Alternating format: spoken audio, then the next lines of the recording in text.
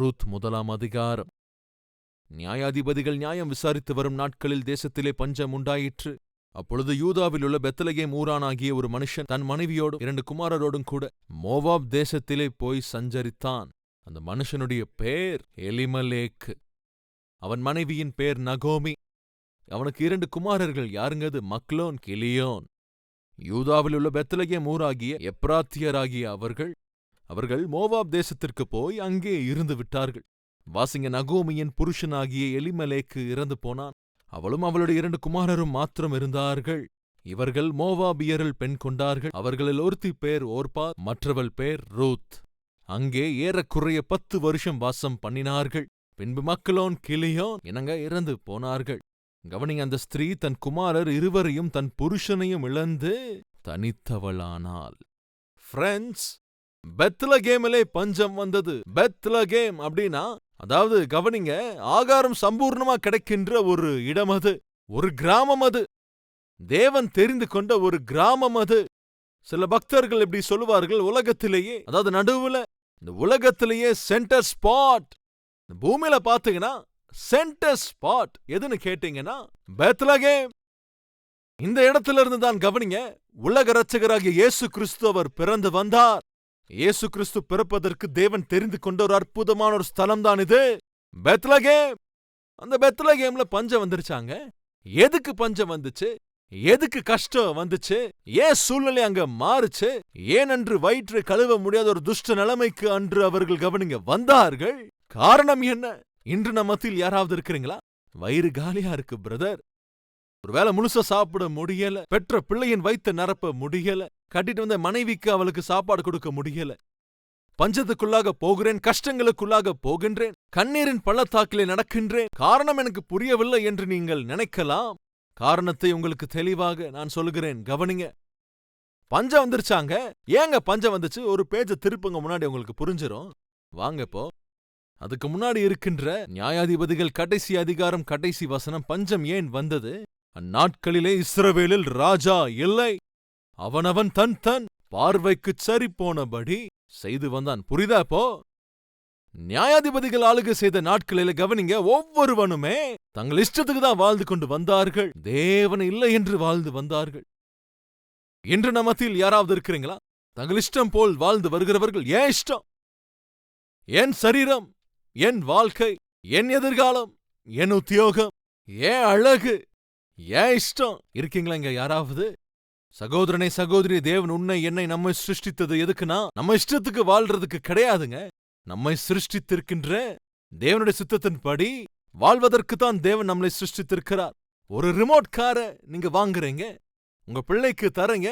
டேய், இது ரிமோட் கார்டா, கையில இந்த ரிமோட்டை வச்சுக்கோ, இத நல்லா பிடி, இந்த காரை முன்னாடி அமுக்குனா முன்னாடி போகும், ரைட்னா ரைட்டுக்கு திரும்பும், லெஃப்ட்னா லெஃப்ட்டுக்கு அது திரும்பும், பிரேக் அமுக்குனா அங்கேயே அப்படி நின்னுரும். நான் பண்றத பாருடா, உனக்கு புரியும். அப்பா ரிமோட் கண்ட்ரோல கையில வச்சுக்கிட்டு காரை ஓட்டுறாரு. மகனுக்கு அவ்வளவு சந்தோஷம் உள்ளுக்குள்ள. உடனே ரிமோட் கண்ட்ரோல பிடுங்கின அந்த மகனுமே கூட முன்னாடி அமுக்குனா முன்னாடி போகுது, அது ரைட்டானா ரைட்டுக்கு போகுது, லெஃப்டானா லெஃப்ட்டுக்கு திரும்புது, பிரேக் அமுக்குனா நின்னுருது. எவ்வளவு சந்தோஷம், எவ்வளவு ஆனந்தம். அன்பு சகோதரனே, சகோதரியே, உன்னை சிருஷ்டித்திருக்கிற தேவன் சொல்றபடியே நீ வாழ்ந்து வந்தால் தேவனுடைய அந்த கண்ட்ரோலிலே நீ இருப்பாய் என்றால் எவ்வளவு ஆனந்தம், எவ்வளவு சந்தோஷம். இப்ப ஜாக்கிரதையா கேளுங்க. இந்த சின்ன பையன் அப்படியே காரை ஓட்டிட்டு அப்படியே சந்தோஷப்பட்டுக்கிட்டு இருக்கிறான். ஆனா என்னாச்சோ தெரியாதுங்க. இவன் முன்னாடி அமுக்குனா அது அப்படியே ரைட்ல போகுது, லெஃப்ட்னா ரைட்டுக்கு ஓடுது, முன்னாடி போனா பின்னாடி வருது, பிரேக் அமுக்குனா முன்னாடி போகுது. அது தொடர்ந்து என்ன பண்ணாலும் ஒண்ணும் மாற மாட்டேங்குது, அப்படியேதான் இருக்குது. என்னங்க பண்ணிருப்பான் அந்த சிறுவன் சொல்லுங்க. இதே கேள்வியே என் சின்ன பசங்கள்ட்ட கேட்டிருக்கேன். உங்க கையில ரிமோட் கண்ட்ரோல் இருக்கு, கார் உங்க பேச்ச கேட்கவே மாட்டேங்குது, லெஃப்ட்னா ரைட்டுக்கு போகுது, பின்னாடினா முன்னாடி போகுது, முன்னாடி போனா பின்னாடி வருது, நீ என்னடா பண்ணுவ அப்படின்னு கேட்டா நொறுக்கி உடைச்சிருவாங்க. என்னங்க பண்ணுவாங்க? இந்த காரை எடுத்துக்கிட்டு அடிச்சு உடைச்சிருவாங்களாம். சகோதரனே, சகோதரி, உன்னை தேவன் சிருஷ்டித்திருக்கிறார்.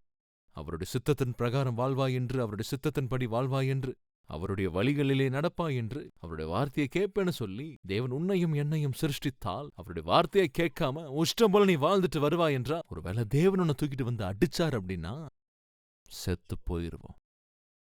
அப்படிப்பட்ட நாள் வராமல் இருக்க வேண்டும் என்றால் ஜாக்கிரதையாக இருக்கணும். ஜாக்கிரதையா கேளுங்க. இந்த இஸ்ரவேல் ஜனங்கள் தங்கள் இஷ்டம் போல் வாழ்வதற்கு பழக்கப்பட்ட போது அந்த தேசத்துல என்ன நடந்துச்சு தெரியுமா உங்களுக்கு? சொல்லுங்க. பஞ்சம் வந்துருச்சு. இன்று உங்கள் வாழ்க்கையில பஞ்சம் இருக்கா? இன்று உங்கள் வாழ்க்கையில கஷ்டம் இருக்கா? இன்று உன் வாழ்க்கையில வயித்த கழுவ முடியலையா? வயிறார சாப்பிட முடியாம இந்த உணவு இல்லாம நீ இன்னைக்கு தவிச்சுக்கிட்டே இருக்கையா? அதுக்கு காரணத்தை சொல்லவா? உன் இஷ்டம் போல் நீ வாழ்ந்து வருகிறாய். அதனாலதான் உன் கைகளாலேயே கஷ்டத்தை நீ வரவழைத்துக் கொள்ளுகிறாய்.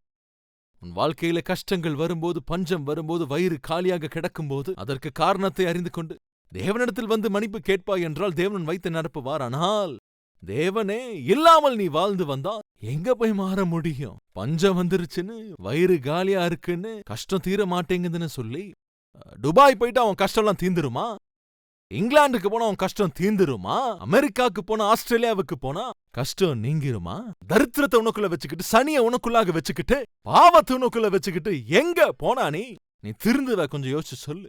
கணவன் வந்து சொல்ற மனைவி கிட்ட, நகோமி கிட்ட, இங்க இருந்தா பொழைக்க மாட்டோம், இங்க இருந்தா ஒரு யூஸும் கிடையாது, நாம மோவாப் தேசத்துக்கு போலாம். மோவாப் தேசம் சாபத்துக்குரிய ஒரு தேசம். மோவாப் தேசம் தேவன் இல்லாத ஒரு தேசம், தேவனை அலட்சியமா பார்க்கிற தேசம். அப்படிப்பட்ட தேசத்துக்கு ஒன்னா போறாங்களா? கூட்டிட்டு போய் என்ன தெரியுமா பண்ணவர? உன்னை பிழைக்க வச்சிடுறேன், நானு உன்னை காப்பாத்துறேன், என் பிள்ளைகளையும் காப்பாத்திடுறேன், வா. மனைவி பிள்ளைகளை கூட்டிட்டு போனாங்க, பிழைக்க வச்சிடறேன்னு சொல்லி கூட்டிட்டு போனவன் பார்த்தா திடீரென்று செத்து போயிட்டாங்க. தேவன் இல்லாத இடங்களுக்கு நீ போய், தேவன் போகாத அப்படின்னு சொல்ற இடத்துக்கு நீ போய், தேவனுடைய ஐக்கியத்தை, சந்நிதியை இழந்து போய் நீ எந்தெந்த இடத்துக்கு போனாலும், அதாவது என் மனைவியை போஷிக்கிறேன், என் பிள்ளைகளை போஷிச்சிருவேன், பேங்க் பேலன்ஸை கொஞ்சம் வளர்த்துக்கலாம், கொஞ்சம் பணத்தை அப்படியே சேர்த்து கொண்டு வரலான்னு நினைச்ச அப்படின்னா கேவலம் உன்னுடைய மூர்க்க குணம்.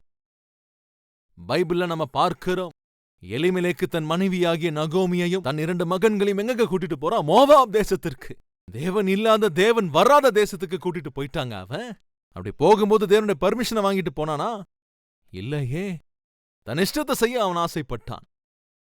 எப்பொழுது மனிதன் தன் இஷ்டம் போல் வாழ அவன் முயற்சி செய்கிறானோ அநேக கஷ்டங்களை வரவழைத்துக் கொள்கிறான், பஞ்சத்தை வரவழைத்துக் கொள்கிறான், வயிற்றை நிரப்ப முடியாத சூழ்நிலைக்குள் தள்ளப்படுகிறான். கடைசியில பார்த்தா, பிழைக்க வச்சிருன்னு சொன்னவன் கடைசியில பார்த்தா அவன் செத்து போயிட்டாங்க. தேவன் இல்லை என்றால் மிஞ்சுவது அதோ கதி.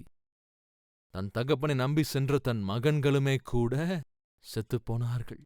இந்த வீட்டில இருந்த நகோமி, ஓர்பால், ரூத்தும் கூட 3 மனைவிகளுமே கூட தங்கள் கணவர்களை இழந்து போனார்கள்.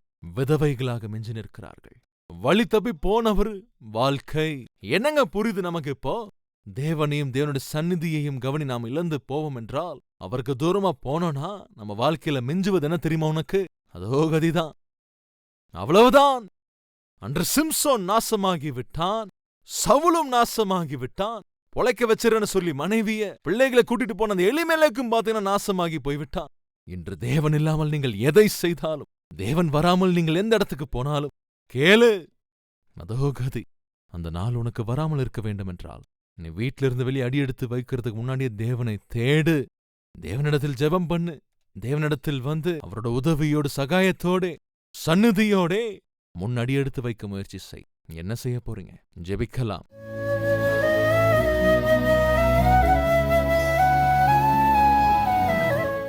மகா பரிசுத்தமுள்ள எங்கள் பரலோக பிதாவை என்று தெளிவாக, திட்டவட்டமாக உம்முடைய வார்த்தையைக் கொண்டு எங்களோடு பேசியதற்காக அப்பா உமக்கு நன்றிகளை, ஸ்தோத்திரங்களை ஏறெடுக்கிறோம். ஆண்டவரே, மிக வல்லமையான, மேன்மையான உம்முடைய செய்தியின் மூலமாக ஆண்டவரே ஒவ்வொருவரையும் நீர் சந்தித்திருக்கிறீர்.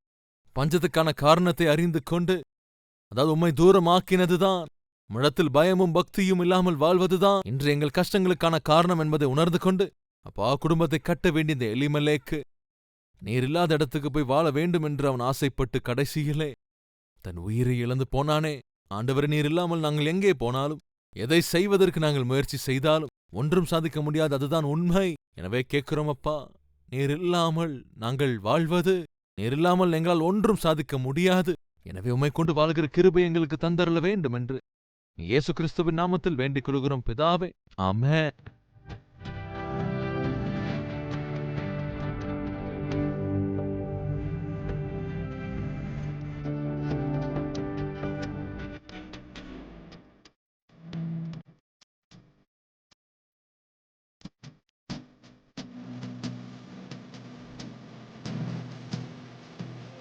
Dear friends, இன்று நீங்கள் கேட்ட இந்த செய்தி உண்மையாகவே உங்களுக்கு ஆசீர்வாதமாக இருந்திருக்கும் என்றால் லைக் செய்யுங்கள், மற்றவர்களுக்கும் கூட ஷேர் செய்யுங்கள்.